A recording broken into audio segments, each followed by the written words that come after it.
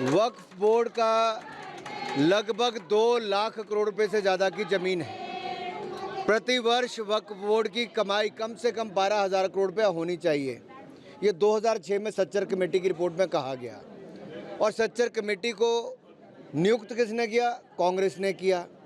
Report इनकी सरकार के समय आई लेकिन लागू नहीं की। जैसे शाहबानो के केस में सुप्रीम कोर्ट की जजमेंट आई लेकिन राजीव गांधी ने मुस्लिम महिलाओं को न्याय नहीं दिया, वैसे मुस्लिम महिलाओं को, युवाओं को, उनके परिवारों को न्याय दिलाने का टाइम था, तब भी कांग्रेस ने वक्फ बोर्ड पर बदलाव नहीं किया, उल्टा खराबी कर दी।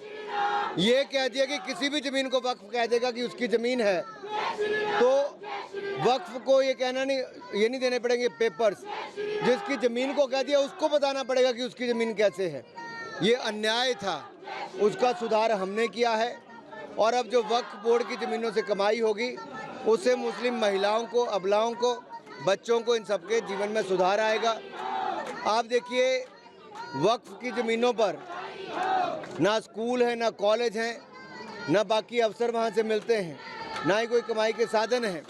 ये चंद लोगों ने अपनी जागीर बना लिया था, उससे मुक्ति दिलाने का काम मोदी सरकार ने किया है। और कांग्रेस के बहुत सारे नेताओं के वक्फ की ज़मीनों पर कब्जे हैं। कर्नाटक में कांग्रेस के बड़े बड़े नेता जो पूर्व में मंत्री केंद्र के रहे, इनके पार्टी के बड़े पदों पर हैं।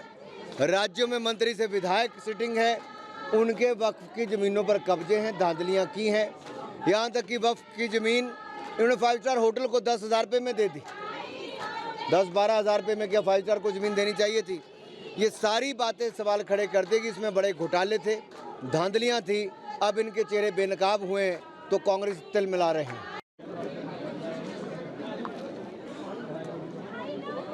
राहुल गांधी जी और कांग्रेस पार्टी से मैं इतना ही कहना चाहता हूं कि कांग्रेस की सरकारों में चाहे कसाब आया, तब राणा आया, ऐसे अनेकों लोगों ने आकर बम धमाके ही किए।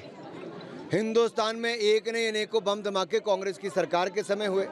कांग्रेस हाथ पे हाथ धर के बैठी रही, लेकिन मोदी सरकार ने विदेशी धरती से भी, विदेशी सरकारों से भी उन गुनहगारों को वापस पकड़ कर लाए।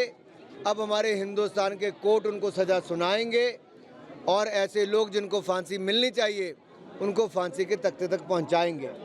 फ़र्क इतना ही है, कांग्रेस के समय बम धमाके होते थे, मोदी सरकार में बम धमाके करने वालों को पकड़ा जाता है और उनके खिलाफ कड़ी कार्रवाई की जाती है।